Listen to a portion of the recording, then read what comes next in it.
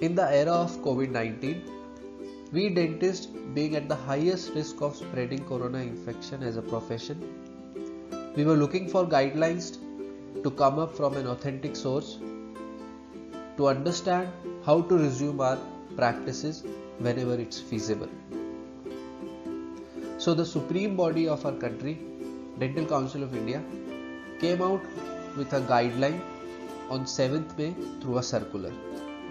I have made this video after reading that circular, and I have made a summary after reading that 8-9 page document and added few illustrations to explain few points where I was confused in the beginning.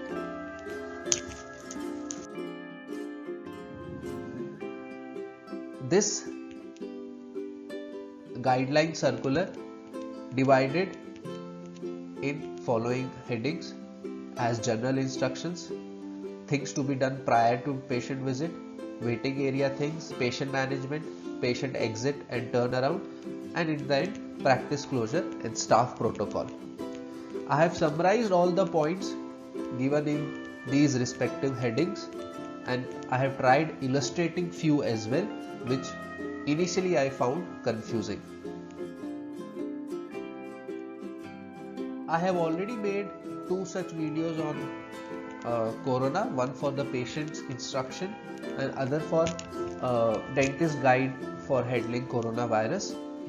I am not repeating the points which I have already covered and are obvious in these 2 videos for the sake of not repeating things. So I request you, those who have not seen these 2 videos, please go through them. I will be sharing links of both these videos at the end of this video. So the first thing is, let's not go back to our marketing strategies. We should not advertise.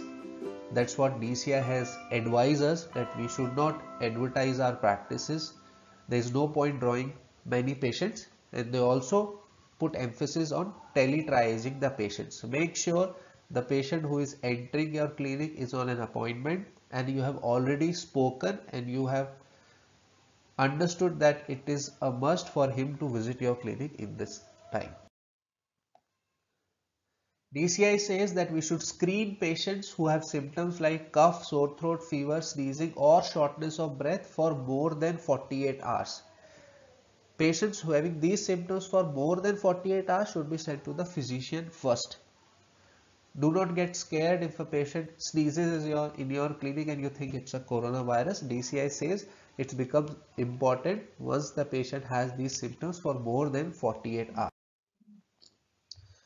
This circular also divided the procedures which we carry in 3 categories: emergency, urgent and elective. I will be putting what all are included in this. Emergency has only 3 procedures which, if not treated, can cause a death risk for the patient, which includes uncontrolled bleeding, potential risk to the damage of airways by either some trauma, some fractures of maxilla mandible or any infection or swelling because of any oral infection. So DCI says only these 3 things are emergency and you need to call the patient for them immediately. In urgent they have enumerated few. I will come to that. First, let's come to more important one, which are elective care and for which we don't need to call the patient, and DCI suggests that we should call back in 48 to 72 hours to check with patients if their dental symptoms have resolved or not. So the second category, urgent, these includes dental pain, pericoronitis, alveolitis, periodontal abscess, if a dental procedure is required for any critical medical procedure, cementation of crowns, biopsies, any ortho or a prosthetic appliance has broken and is compromised the chewing function, changing your intercanal medications, extensive dental caries restoration which are causing pain. They advise not to treat caries which are not causing pain in this time, and obviously dental trauma with avulsion or luxation including mucosite. Obviously they have mentioned a special sentence that this is not the time we should be doing cosmetic treatment and we should be avoiding non-emergent and other cosmetic treatment. DCI has clearly mentioned before initiating any interaction prior to the registration process. Once the patient walks in for the registration in your clinic, you should measure their temperature. DCI also suggests having a shield at the reception area so that your front desk staff is not exposed to aerosols. So this is one picture I got from Facebook group, and I found it very aesthetic and easy to install. It's an acrylic sheet, and I thank Dr. Michael Brody for allowing me to use his clinic picture in this presentation. DCI has also recommended pre-procedure rinses. Mind you, they have not mentioned betadine, they have mentioned only 1% hydrogen peroxide, and they have advised using 15 ml of this solution for 30 seconds. Make sure your patient does such rinses before you do their checkup or any dental procedure. But the issue is, I am not able to find many trade names or commercially available 1% hydrogen peroxide mouthwashes in the market. It also has uh, two school of thought that higher concentration might cause enamel erosion and mucositis as well. But those articles were suggesting when it was used beyond 1.5 or even 33% of hydrogen peroxide. DCI advises you to use for 1% of hydrogen peroxide, and there are few articles who favor use of this concentration as well. Mind you, if you are using hydrogen peroxide, restrict it to only 1% because higher percentage does causes other issues like dental erosion and mucositis. They have also advised when the patient rinses, the chair side spittoon should not be used now. It should be blocked somehow, and ask the patient to only rinse in the areas where you wash your hands and do other things. Few things for the treatment area which DCI has suggested is restrict only treatment in treatment area. Charting, sterilization, communication, consultation, talking to the patient, making the patient understand the treatment should be done in separate rooms. Restrict only treatment, restrict your time spent in the treatment area. The area should be well ventilated, use local exhaust. They have also advised of taking help of airway engineers to make sure that the directional airflow in your clinic is favorable. It means that the air moves from patient area. It means that the airflow in your clinic moves from staff area to patient area. It should not be the other way. I found it initially confusing, so I asked help from my architect friend, architect Himanshu Teneja. He gave me this illustration which explains that how the wind flow in your clinic should be. The wind should flow from staff room to patient room and eventually exhausted out. So those who can make changes in their clinics or those who are planning to design their clinic, they should take care of this. In fact, the fan of the AC, the wind flow from the AC should be such that it is going from operator to patient. Avoid turning on AC if it is designed with the wind flow coming from patient to the operator.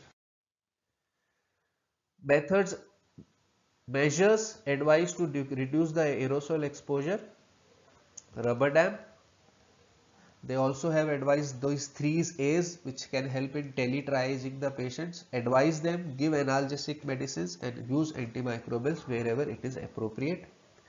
Minimum staff level, if because these days the number of patients visiting our clinic are obviously less, we should restrict the staff coming to clinic as well. Probably you can put them on rotation, call them for 14 days, give them a relief for 14 days, and you can keep rotating your staff.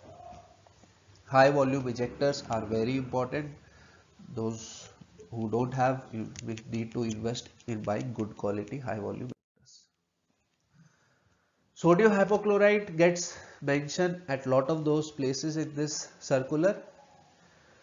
What I could put it in nutshell is that our water containers, the water bottle which is attached to the dental chair, they recommended disinfecting it with using 1% of sodium hypochlorite using clean cotton or gauze piece, and after when we are using it, fill that water with 0.01% of sodium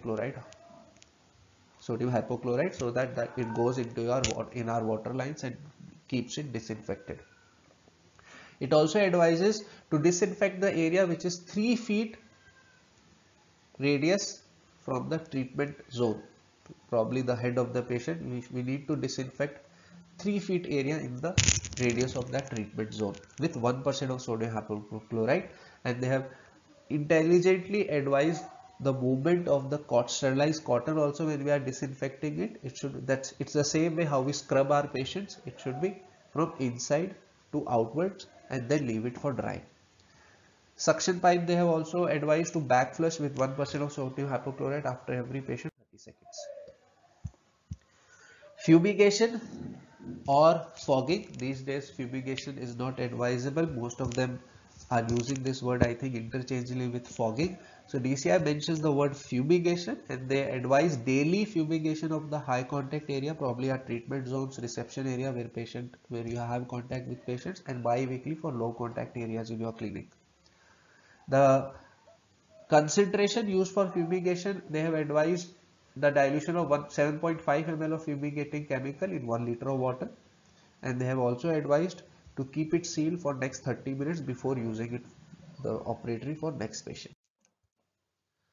In continuing with the disinfection, they have advised mopping the floor with 1% of sodium hypochlorite solution with separate mops for clinic area and separate for probably low risk areas, and again the direction should be from inner to outer, not otherwise. Hand instruments after every patient should be rinsed immediately, and they have to be dipped in 30 minutes of advised disinfection solution before pouching them for autoclave.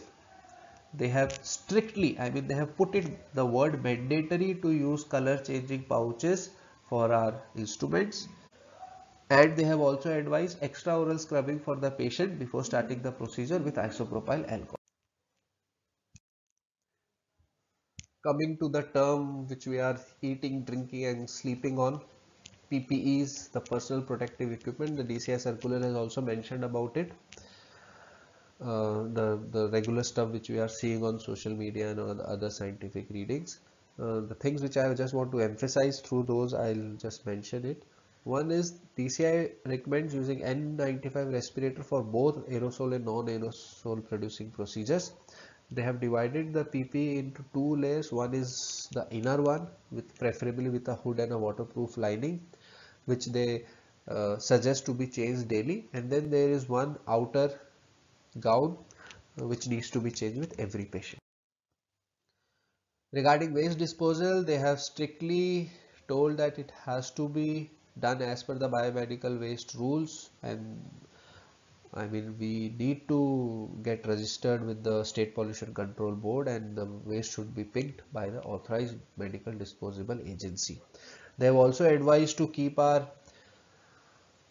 stocks ready. They have told to assess and restock the supplies. I don't know whether they are pointing that they might have to mandatory shut few health institutions. On the closing remarks, just few miscellaneous things. They have advised to keep vulnerable patients on separate appointments. Do not mix the vulnerable patients at the extreme of age groups with your regular patient. They have advised all staff to shower before they meet their family members once they go back home after the clinics. And they have advised to bleach their items which they carry home.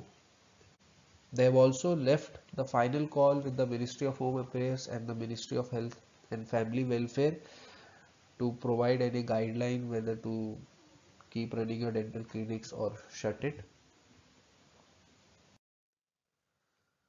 So I think in these difficult times we should follow all these DCI guidelines, and if God forbid something wrong happens, we have a corona positive case, we can at least defend that we followed the guidelines which was given by the council. Thank you for your listening.